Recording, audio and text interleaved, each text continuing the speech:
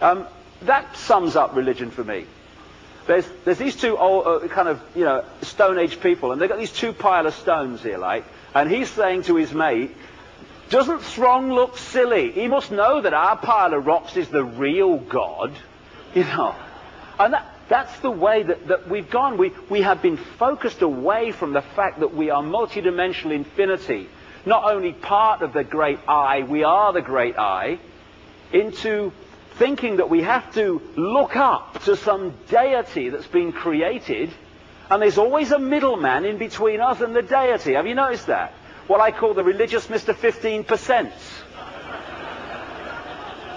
I mean, is it really not possible to talk to the divine without going through a bloke in a long frock? I mean, is it possible or what? I don't know. Maybe it's me.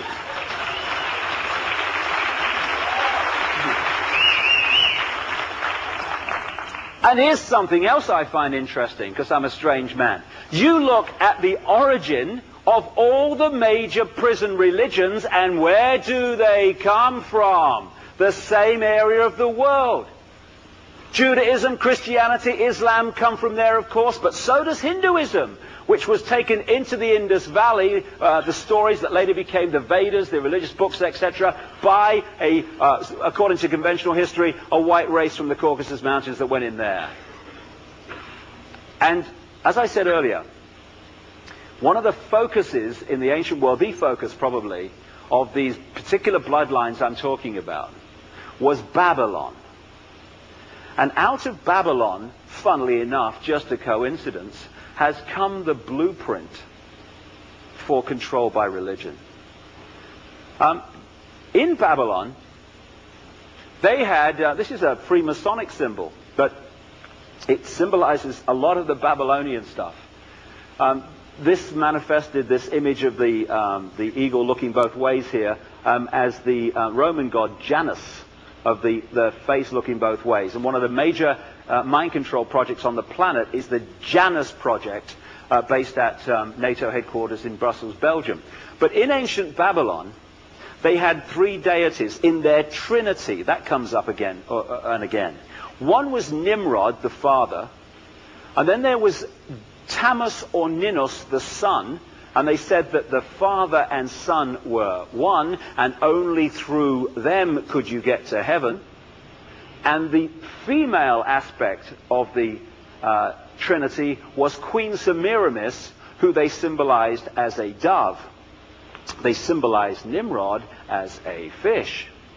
And what they said about Tammuz Ninus, the son, was that he died to save humanity, thousands of years before Christianity. And when they killed him, they put him in a tomb, they rolled a rock across the front, and 3 days later, when they rolled it back, Tammuz had scarpered. I think I've heard that somewhere before.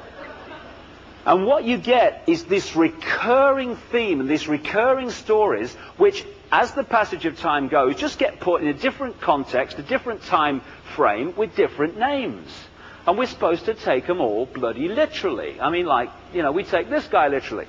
You see, when the Illuminati moved from their center in Babylon to Rome, not only did you get the Roman Empire, you got the Roman Church, which became the Christian Church. So we went from the place Babylon, where the blueprint of control by religion and the stories that so many of them came out of, they moved home to Rome, and suddenly we get another religion that's based on the same stories. The coincidences are amazing. Oh, he's got a big hat, look, I love his hat. Actually, someone pointed out some of the symbolism of that. When you look at that hat sideways, it's like a fish head, And the fish head keeps coming up in terms of Nimrod, which symbolizes a fish. Now, this is a wonderful example. You look at the deities who died to us, sins could be forgiven, died at Easter, and born on December 20th, the Virgin Mother. There's endless numbers of them. This is a classic, one called Mithra. Mithra was basically replaced by Christianity. And the reason that so many people moved from Mithra worship across to Christian worship was because it was so bloody seamless, or just the names changed. Everything else was the same. They symbolized Mithra as a lion, the sun. They said that he held the keys to heaven. And there's the serpent, the snake, going around him. They said of Mithra, he was born to a virgin mother. He died to save the sins of humanity. They brought gold, frankincense, and myrrh to his birth. And on it goes. It's just a mirror. When you go back even further to ancient Egypt, on the left, you've got Horus, the son of God of ancient Egypt, that is constantly symbolized, as I've shown, by the Illuminati. You go back to the Egypt big time with the bloodlines. And on the right is Jesus. Some interesting little correlations here. Where are we? Jesus was the light of the world. Horus was the light of the world. Jesus said he was the way, the truth, and the life.